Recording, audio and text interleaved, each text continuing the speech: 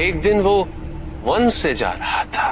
उसे दुख था, ये दुख कि उससे कोई भयभीत क्यों नहीं हो रहा। वो कुछ ऐसा करना चाहता था जिससे सब उसका सम्मान करें। अकस्मात उसकी दृष्टि व्याघ्र की छाल पे पड़ी। व्याघ्र की छाल को देखते ही उसने सोचा कि यदि मैं ये छाल पहन लूं तो सब मुझे व्याघ्र समझेंगे। और गर्दभ ने व्याघ्र चर्म को धारण कर लिया और उसने व्याघ्र की भांति दहाड़ने का प्रयास किया। किंतु सोचो, ध्वनि कैसी निकली। ऐसी ध्वनि निकलने के पश्चात उस गर्दभ ने यह सोचा कि वो कभी भी किसी के समक्ष दहाड़ेगा नहीं। और उसके पश्चात वो जा पहुंचा उस गांव जहां अभी अभी गांव वासियों ने उसका उपहास किया था। और जैसे ही गांव वालों ने उसे देखा वो सभी भयभीत हो गए। और ये देखकर गर्दभ का उत्साह तो और भी बढ़ गया। उसने सबको और भयभीत किया।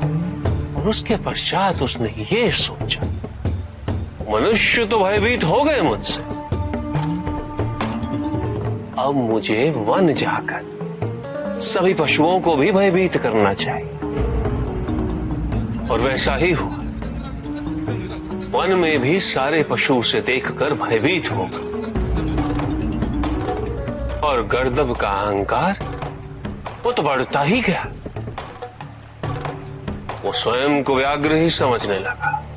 तत्पश्चात एक समय ऐसा आया जब व्याघ्र के समक्ष एक हाथी आया।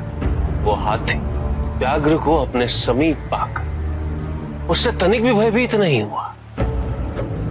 गर्दभ अपनी वास्तविकता भूल गया और उसने दहाड़ मारने का प्रयास किया। और सोचो, उसके मुख से कैसी ध्वनि निकली होगी। उसके पश्चात उस हाथी ने गर्दभ को समझाया कि यदि तुम जीवन में सम्मान चाहते हो तो तुम्हें उस सम्मान को अपने कर्मों से अर्जित करना होगा।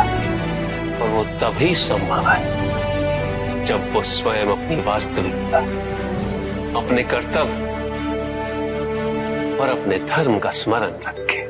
किसी और का रूप धारण करने से, औरों को भयभीत करने से सम्मान कभी प्राप्त नहीं होता। और गर्दभ को उस दिन ये सत्य समझ में आ गया कि अपना धर्म और अपना कर्तव्य, अपने दायित्व का उचित निर्वाह तभी संभव है